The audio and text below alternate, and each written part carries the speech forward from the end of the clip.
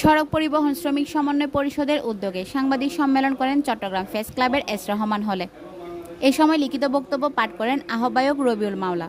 এ সময় উপস্থিত ছিলেন সদস্য সচিব আবুল খায়ের, শফিকুর রহমান, মোহাম্মদ ইলিয়াস সহ অন্যান্য নেতৃবৃন্দ।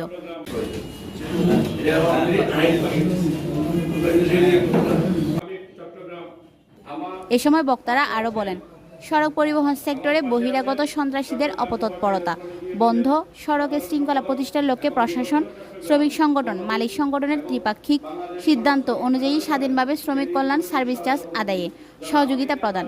2018 সালের সড়ক পরিবহন আইনের সংশোধনের দাবিতে আগামী 19 মে সকাল 6টা থেকে 20 মে সন্ধ্যা 6টা পর্যন্ত চট্টগ্রাম মেট্রোপলিটন এলাকাসহ বৃহত্তর চট্টগ্রামের 5 জেলায় 36 ঘন্টা পণ্যবাহী সড়ক পরিবহন শ্রমিক কর্মবিরতি পালন করার ঘোষণা দিয়েছেন।